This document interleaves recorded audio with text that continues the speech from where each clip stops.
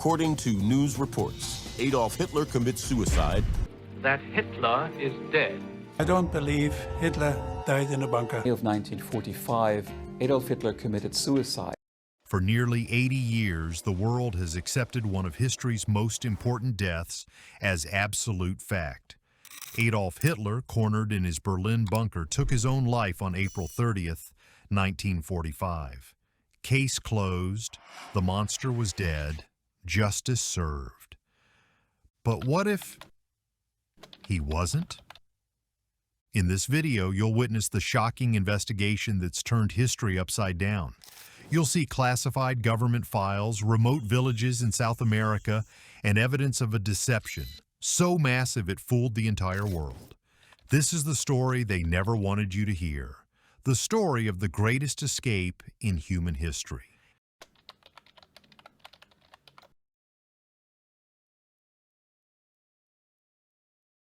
In the depths of the Führer bunker, the Third Reich's final act is supposedly playing out.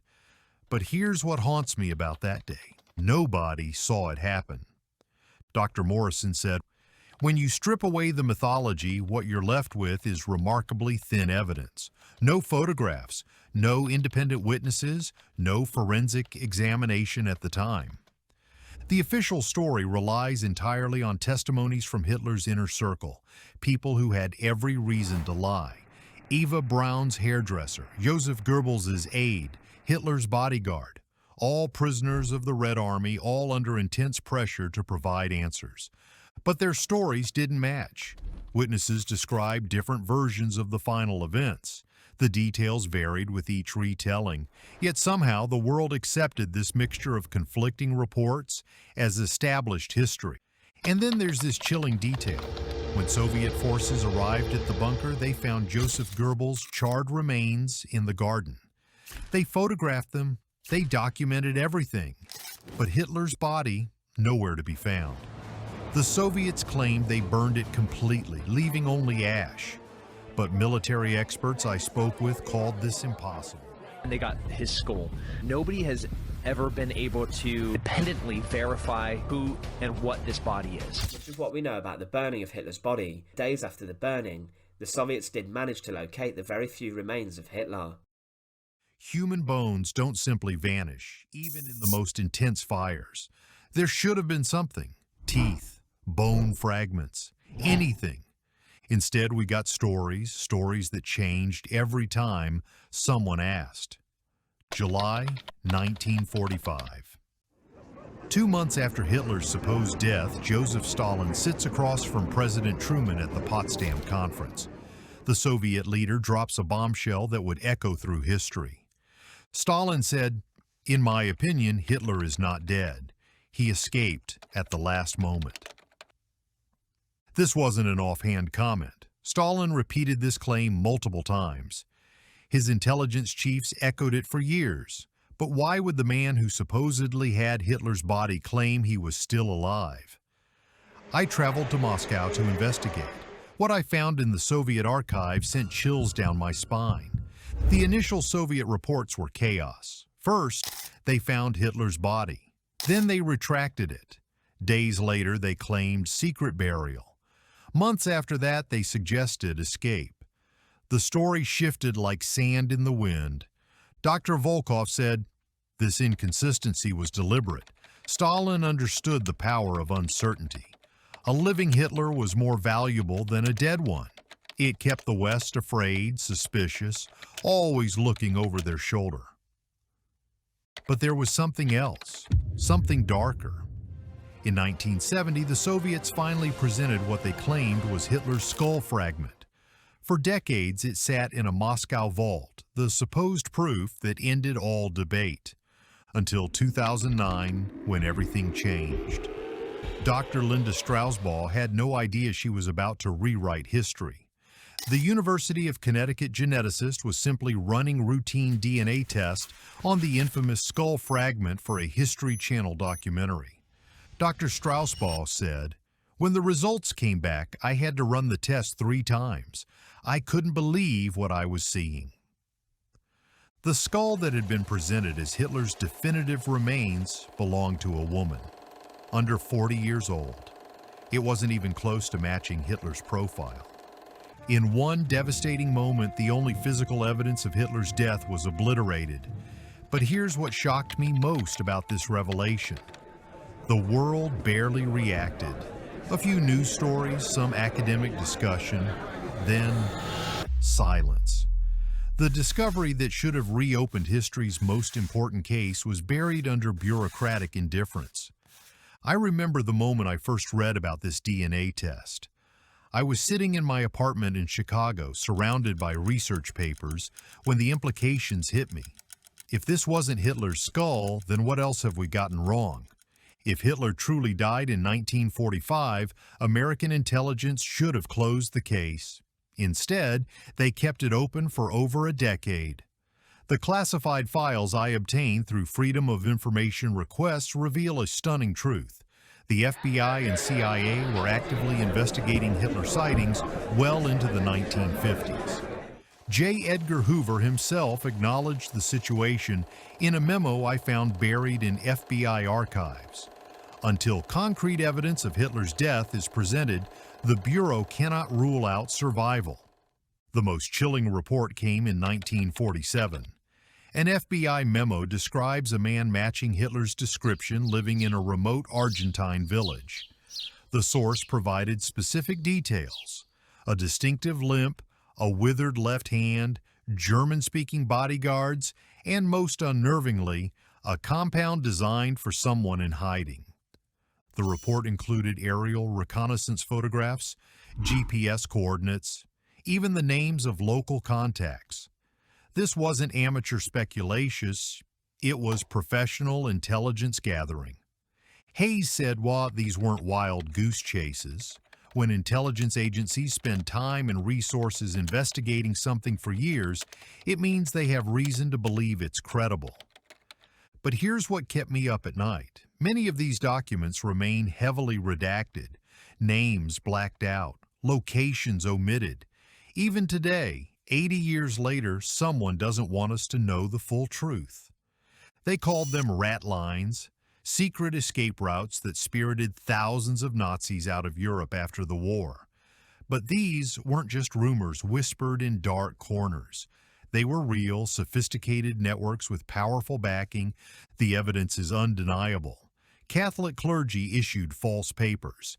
The Red Cross provided legitimate documentation under fake names. Ships departed European ports carrying human cargo bound for Argentina, Paraguay, and Brazil. Adolf Eichmann, architect of the Holocaust, lived freely in Buenos Aires until 1960.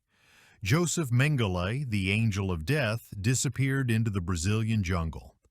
Dozens of SS officers, war criminals, and Nazi officials simply vanished into South American obscurity. Wiesenthal said, "The infrastructure existed. The money existed. The political protection existed. For someone with Hitler's resources and loyalty, escape wasn't just possible. It was probable." In Argentina, President Juan Perón welcomed Nazi immigrants with open arms. He saw them as educated professionals who could modernize his country.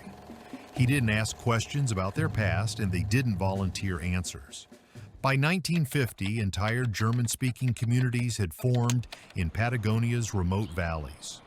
Communities that remained closed to outsiders for decades. Communities where locals whispered important men lived in absolute secrecy. 3 years ago, I made a journey that changed everything I believed about history. I traveled deep into Patagonia, following rumors that had persisted for generations. What I found there still haunts me. In a village whose name I cannot reveal for the safety of those who spoke to me, I met an elderly man named Carlos. His weathered hand shook as he poured mate tea, but his eyes were sharp with memory. Carlos said, "My grandfather worked at the German estate. He was told never to approach the main house, never to look directly at the tall man with the limp. Everyone knew he was important, too important to mention by name." Carlos wasn't alone. In village after village, the stories were remarkably consistent. A mysterious German who walked with difficulty, who had a useless left hand, who commanded absolute respect and lived under heavy security. The most chilling moment came when an old woman named Maria pulled me aside. She had been just a child in the 1950s, but she remembered the fear in adults' voices when they spoke of El Alemán, the German. Maria said, "Even the police were afraid of him. They said he had the power to make people disappear. My mother warned me never to go near that house in the mountains." I followed her directions to the ruins of what locals called La Casa del Alemán, the German's house. Standing in those crumbling walls surrounded by Andean peaks, I felt history pressing down on me like a physical weight. Someone had lived here, someone important enough to build a fortress in the wilderness, someone whose very presence had terrified an entire region for decades. Making this documentary nearly cost me everything. For 3 years, I've lived and breathed this investigation.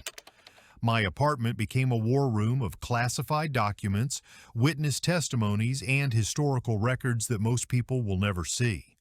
My friends thought I'd lost my mind. My family worried I was becoming obsessed. There were nights I lay awake wondering if I was chasing shadows, if I'd spent years pursuing a ghost story that would destroy my career, but then another declassified file would surface. Another witness would come forward, another inconsistency in the official story would emerge. Each piece of evidence pulled me deeper into a web of deception that reached the highest levels of government. The breakthrough came when I gained access to Vatican archives that had been sealed for 70 years. What I found there, I can't share everything on camera, but I can tell you this: powerful people knew more about Nazi escapes than they ever admitted publicly. The most frightening moment came last winter. I received a call from someone claiming to be a retired intelligence officer. His message was simple but chilling. Some stones are better left unturned. Some truths are too dangerous for public consumption. That call convinced me I was on the right track. Truth doesn't need protection. Lies do. I'm not here to tell you that Adolf Hitler definitely survived World War II. I'm here to tell you something far more disturbing. We don't know, and we've never bothered to find out for certain. The evidence I've presented doesn't prove Hitler escaped, but it proves something equally troubling. The official story of his death was never properly investigated. It was accepted, institutionalized, and protected from scrutiny for nearly 80 years. Even if there's only a 1% chance that history's greatest monster survived his supposed death, that 1% changes everything. It means we've based decades of historical understanding on assumptions rather than evidence. It means we chose comfort over truth. The question isn't whether Hitler died in that bunker. The question is why we never demanded proof. Why we allowed the most consequential death of the 20th century to remain shrouded in mystery and contradiction. In any other case, the evidence I've shown you would reopen the investigation immediately. But this isn't any other case. That would reopen the investigated World War II, and some stories are too important to question. Until now. When portions of this investigation first surfaced online, the reaction was swift and predictable. Mainstream historians dismissed it as conspiracy theory. Government spokespersons refused to comment. Academic institutions distanced themselves from the findings. But something unexpected happened. Young people, unburdened by Cold War mythology, began asking their own questions. Social media erupted with discussions about historical truth and institutional credibility. Dr. Martinez said, "This generation doesn't accept because we said so as sufficient evidence. They want proof, documentation, forensic analysis. They're applying modern investigative standards to historical claims." The hashtag #HitlerTruth trended for weeks. Documentary requests flooded streaming platforms. Most tellingly, enrollment in World War II history courses spiked across universities worldwide. But the establishment response has been telling. Rather than address the evidence, critics have attacked the investigation itself. They've questioned motives, dismissed sources, and most damningly, refused to call for the independent forensic examination that could settle this once and for all. Ask yourself, if the official story is true, why not prove it definitively? Why not silence the doubters with unassailable evidence? The answer, I believe, is that they can't, because the evidence doesn't exist. Standing here tonight, having spent 3 years investigating one of history's greatest mysteries, I'm left with more questions than answers. But perhaps that's the point. History isn't a collection of facts carved in stone. It's an ongoing investigation, subject to new evidence, new analysis, and new understanding. The moment we stop questioning, we stop learning. Whether Adolf Hitler died in that Berlin bunker or escaped to live out his days in South American exile may never be definitively proven. But the search for truth itself matters. It honors the millions who died. It respects the survivors who deserve honesty. It reminds us that even the most accepted stories deserve scrutiny. The truth is out there waiting to be uncovered. The question is, are we brave enough to find it?